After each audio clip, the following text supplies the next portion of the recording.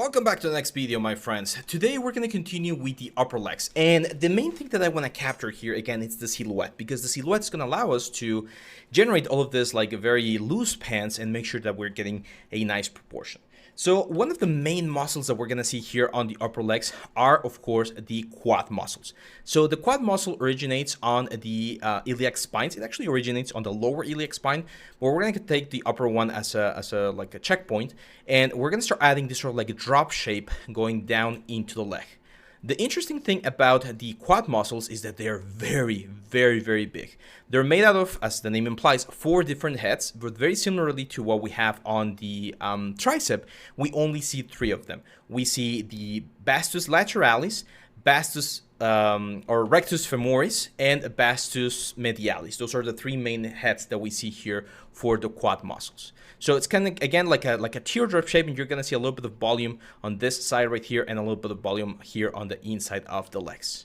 On the inside of the legs, we also have other muscles that are going to be the ones that allows us to open the legs and close the legs. So in this case, I'm just going to add this sort of like triangular looking shape right there to fill in the gaps, but no need to go like super intense right there. I am actually going to push the crotch right here a little bit higher. I feel like it's a little bit too low. There we go. So something like that. Perfect. And then this is where the fun begins.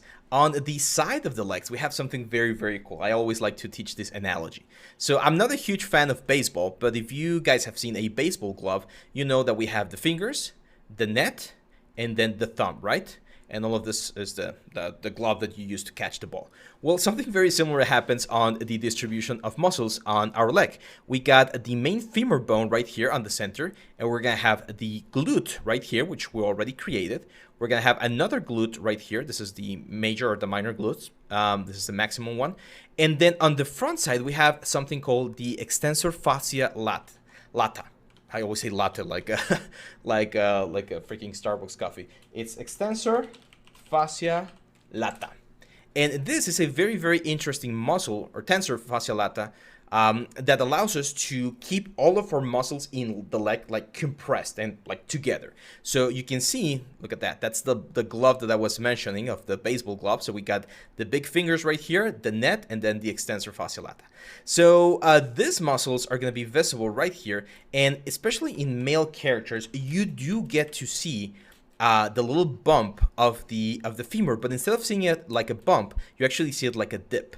So you're going to see a dip right here, extensor fascia lata right here, and then all of the other muscles kind of like going around. And you've all of you have seen this sort of like a very strong hips on some male athletes, and they look like this. And then all of these guys go down and create the very nice like silhouette of our side of the leg right here. There we go. So we're gonna see like the little dip right there, and then all of these muscles pushing down.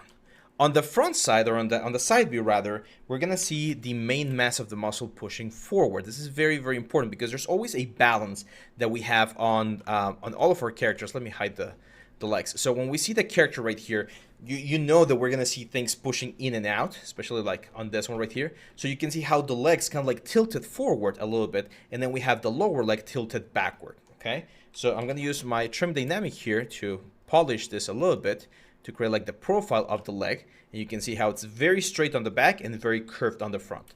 So very straight on the back and very curved on the front. On the back, we're gonna have 2 main muscles: the biceps femoris, which, as you remember, there I mentioned that there was a bicep on the leg. So the biceps femoris, and the semitendinous and the semimembranous, which are going to be on the inside of the leg right here. We don't really see them like all of the fibers and the heads of the muscles really, but they're going to be right there. The glutes are going to go a little bit lower, so the insertion point of the glute is a little bit lower than people usually think of. And yeah, again, we're just going to capture the volume right now. So we just want to know where most of the things are going to be. On the knee, or getting close to the knee, one of the main things that we're going to have is, of course, the rotula, the little kneecap, right? We're going to have our kneecap right here, and there's going to be some insertion points coming from all over the leg. So on the outside of the leg, something that's very interesting is that you get a very flat like tendon, like holding everything tight and close to the leg. So I'm gonna remove some volume from this area. I'm gonna keep it really, really, really flat. So when we see the leg from the side, that part of the leg is gonna look very, very flat. And that's gonna allow me to generate a really intense silhouette for the next muscles that are gonna be on the lower leg, which are gonna be the calf muscles. So let's clean that. Maybe I went a little bit too far there. And on the inside, we got a lot of muscles that are connecting and attaching. For instance, there's one called the sartorius muscle that goes, again, from that attachment point all the way to the inside like this. And they create like a very big, like a tendinous, like bundle right here. And it gives us a very round, like silhouette for the legs. Again, not super important due to the fact that this character is going to be wearing pants, but important to know in case you ever need to do a character that has the knees exposed. So yeah, that's pretty much it. Now, since we're already here, it might be a good idea to create the calf muscles. So what I'm gonna do here is I'm gonna use my move brush. I'm gonna push the bone, which is the tibia bone, back a little bit here on the legs, and on the back of the legs, right on the other side of the knee, we're gonna have on this area the calf muscles, and we usually have two. One that's gonna be a little bit higher on the outer edge, right here, similar to the arm. Okay, so that's gonna be one of the calf muscles right there, and the other one a little bit lower right around here. Now that's too much volume right now, so I'm gonna use my trim dynamic to reduce the volume. But this is a very interesting thing about, we call this comparative anatomy. Nature evolution has been very smart throughout the centuries, and when it finds a sort of like combination of like muscles or connections that it sees works, it will repeat it. So the arms and the legs are very similar in their function. Our deltoids are pretty much like the butt. Our forearm are pretty much like the lower legs. This part right here, bicep and tricep, are pretty much the same thing as quadricep and the bicep and the other muscles that we have back here. So certain things in regards to how anatomy is made tend to repeat themselves once we understand how like locomotion works in a better way. So in a similar fashion to how we have this like big bundles on the top part of the arms, we're gonna have these big bundles on the top parts of our legs as well.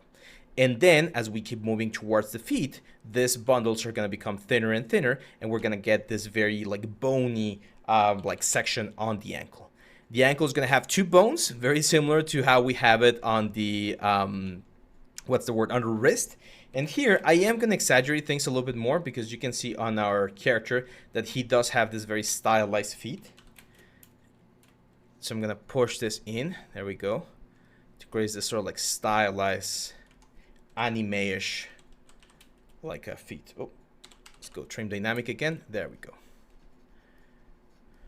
So here on the front, we're going to have the bone. We pretty much see this bone, the tibia, and it goes all the way into this inner bone right there.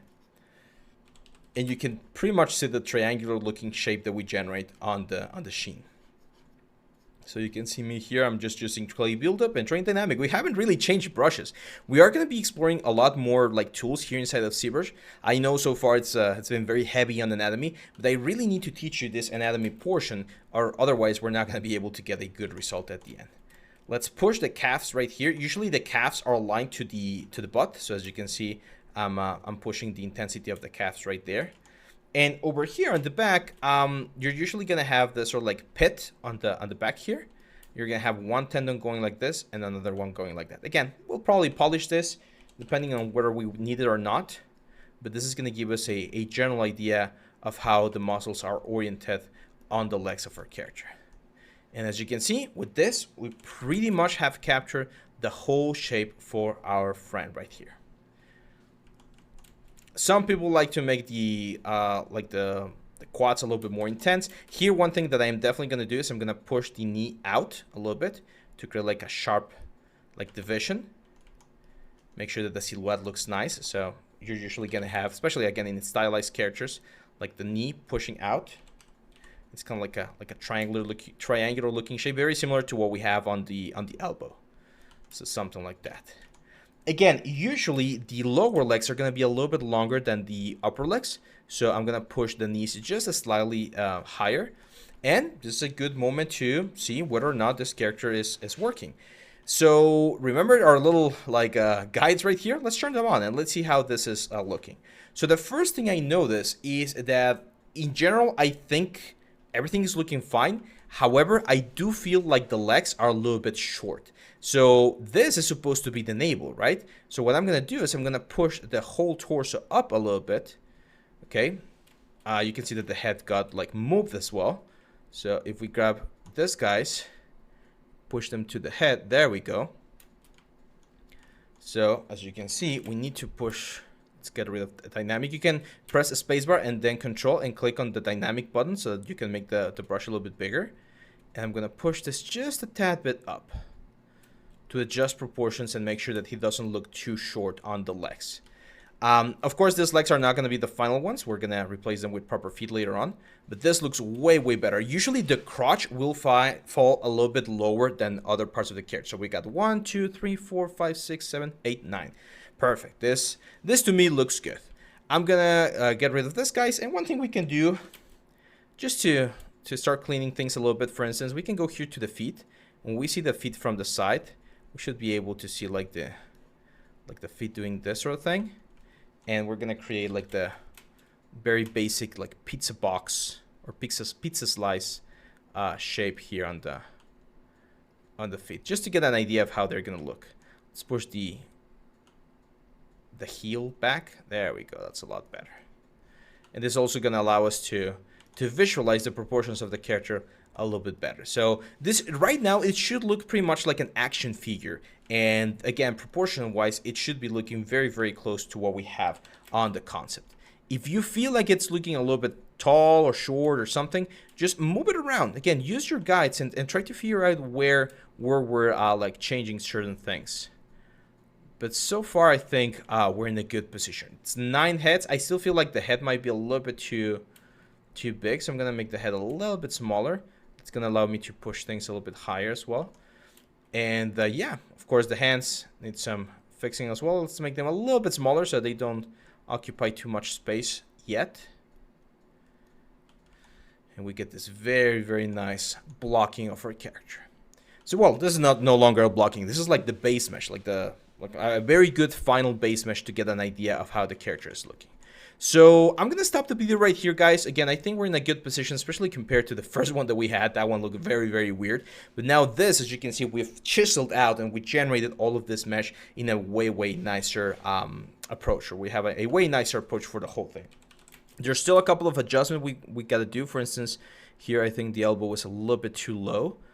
Let's bring it up. That's a little bit better. Knees look good. Yeah, in general, I think we're in a good position. So this is going to be the last part of this chapter, my friends. We got the whole body ready. And in the next chapter, we're going to jump onto the face. And now that we have a really good like body in general, we can actually start attacking or polishing the face a little bit more into a finished look. We're not going to finish the whole face in the next chapter, but we're going to be advancing into like the eyes, the nose, the ears. One of the things that I like about this concept is that the face is a very human face. The only thing that's a little bit weird is definitely like the ears and the horns, right? But that's an easy thing to add to our character.